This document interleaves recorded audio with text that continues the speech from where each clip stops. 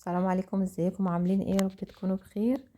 ان شاء الله. طبعا عرفتوا من عنوان الفيديو انا هعمل ايه معاكم. ولادي بقى كده كانوا جعانين بالليل، فقلت اعمل لهم حاجه كده يتعشوا. فطلعت كده، كان عندي لحمه مفرومه، طلعت تقريبا ربع كيلو. ده كان نص كيلو، هاخد منه حته كده تقريبا ربع كيلو، وهبدا اعصجها بقى على النار. حطيت كده حته سمنه على النار في طاسه، وحطيت فيها بصله مبشوره على فص ثوم، وبعدين هشوحها كده بقى.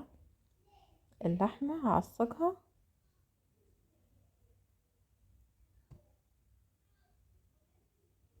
ايه رايكم بقى في الهرس ده؟ وهبدأ افكها كده. هعمل معاكم دلوقتي بقى ان شاء الله جلاش باللحمة وجلاش بالجبنة. هنا بقى معايا دلوقتي كده، كنت جايبة حبهان بودرة. معلش ما بجمعش الكلام النهاردة خالص. حطيت كده رش عشان اللحمة تبقى ريحتها حلوة.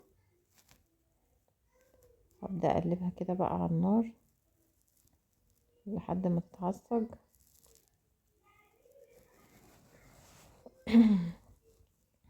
الأكلة دي بقى تنفع كده على الغدا، على العشاء، على الفطار بالجبنة. يبقى حلو أوي، خفيف وبسرعة جدا، ما بياخدش 10 دقايق.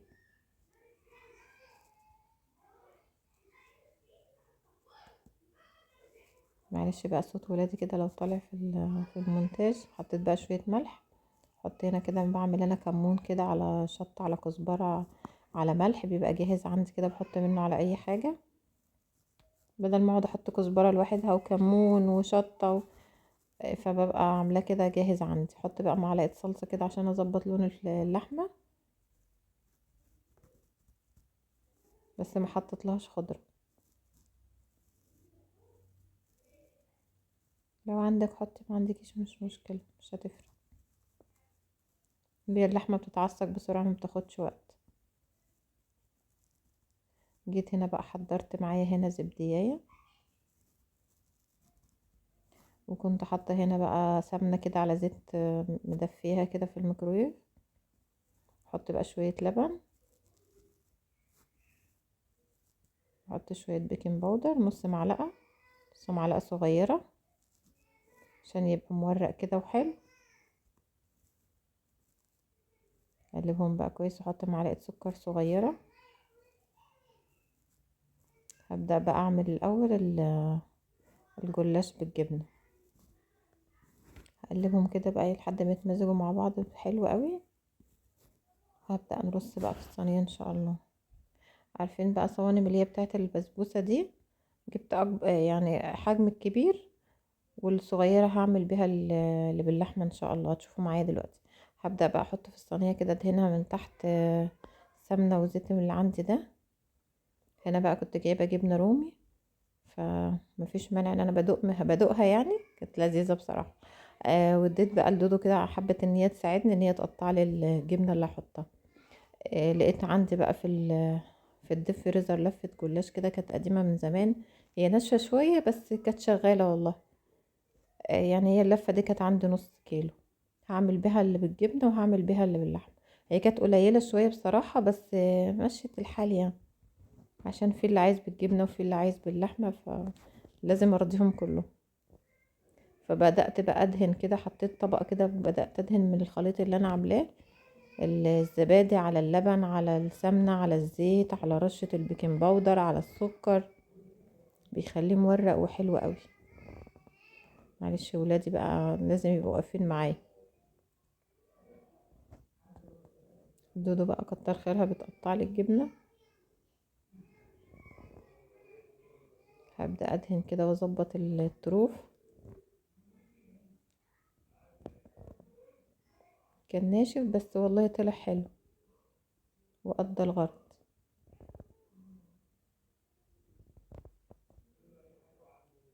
جربوا الطريقة ديت هتعجبكم قوي. يلا بقى ما تنسوش اللايك للقناة، القناة بدأت تكبر بيكم ان شاء الله. لازم نكمل مع بعض كده والقناة تبقى كبيرة. لازم تشجعوني بقى عشان انزل فيديوهات على طول. اكيد مش بعمل احسن حاجة يعني، بس اللي انا عارفاه بوصله لكم. مفيش حد بيعمل احسن حاجة، كل واحد بيبقى عنده فكرة وعنده طريقة وعنده نفس وكل حاجة. مش معنى ان انا بعمل اكل وفاتحة قناة يبقى انا شيف يعني طباخة. لا، اكيد في ناس كتير وفيكم ناس كتير بتعمل احسن مني، بس انا واخدة الموضوع موهبة، يعني ان انا حابة ان انا اعمل كده، مش علشان حاجة. عشان في ناس كتير بتنتقد الموضوع، واحنا يعني ما نعرفش نعمل كده، يعني دي حاجة صعبة يعني ان حد يعملها. لا اكيد مش صعبة يا جماعة، انا عارفة ان انتوا كلكم بتعملوا اكتر من كده كمان، واعتبروني انا اقل من اي واحدة فيكم. بس ادينا بنتعلم من بعض، واللي عنده فكرة بيقولها، وانا اللي انا بعمله دي. يعني انا سميت القناة طريقتي في اكلتي علشان هي دي الطريقة اللي انا بعمل بيها الاكل. بس قطعت بقى معايا طماطم كده شرايح وفلفل اخضر. بتحاولي ان انت تاخدي اللحم كده بتاع الطماطم وتسيبي القلب بتاعها عشان ما تنزلش ميه. نظبطها كده. جبنه هدودو بقى كانت قطعتها كتر خيرها، حبت تساعد عشان كانوا جعانين وعايزين نخلص بسرعه.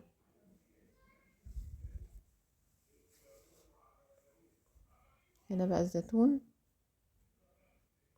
انا ودودو كلنا نص، بس كان طعمه حلو بصراحه.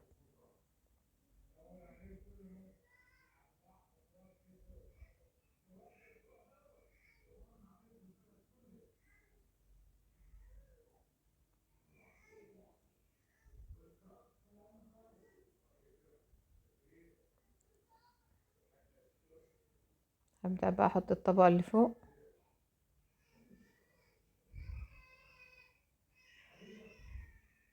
وادهن كل طبقه وادهن من الخليط ده زي ما انتوا شايفين كده.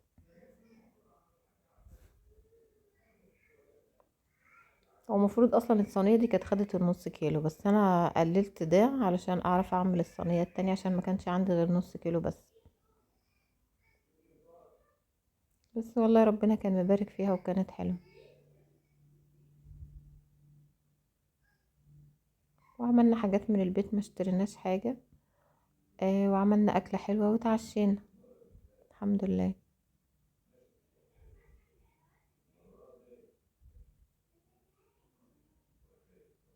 لازم لو عندك اطفال كده تغيري لهم في الاكل عشان ما يزهقوش ويحبوا ان هم ياكلوا.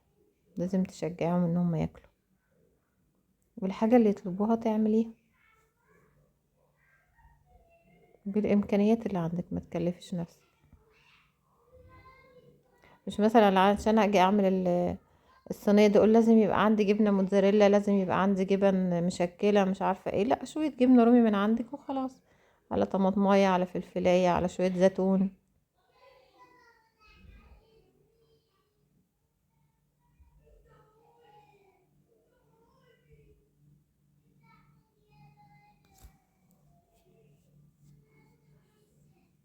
هنا بقى ابدا اعمل اللي باللحمه. بحط برضو في الصينيه من تحت كده، بدهنها زيت على سمنه كده بالفرشه،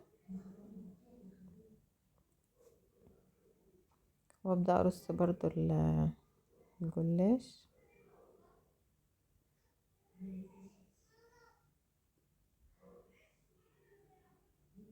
معلش مودي بقى فرحان بالكاميرا.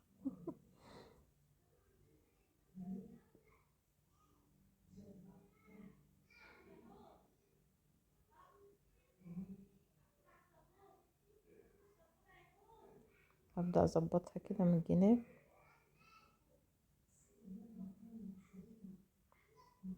انت ونظرك بقى زي ما انت شايفه، الحته ديت واطيه، الحته دي عاليه، دي محتاجه دي مش محتاجه. احط بقى اللحمه اللي انا معصجاها معاكم، افردها كده في الصينيه كويس.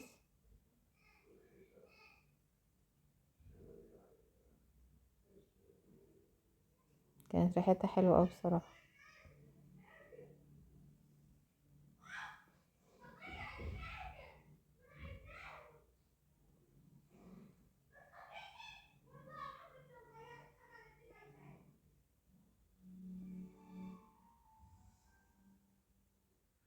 شفت هو كان قليل بقى شوية بس مش مشكلة، عدت يعني.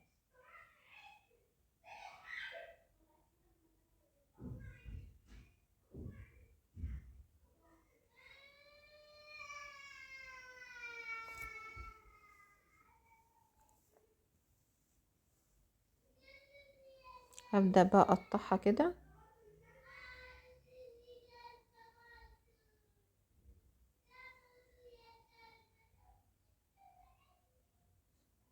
تقطعها بقى التقطيع اللي انت عايزاه، مربعات، مثلثات.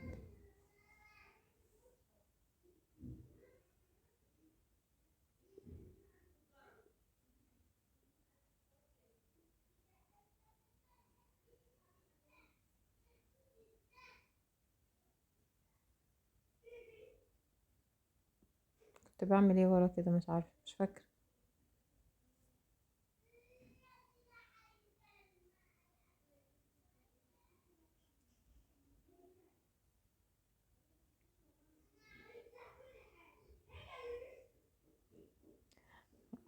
كنت بعمل بيضة وشوية لبن عشان احطهم على الوش بتاع الصينية.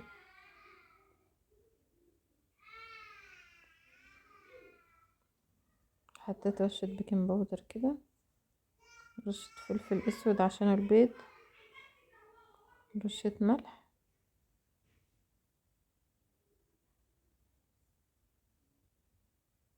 ربهم كده كويس وحطهم على وش الصينية.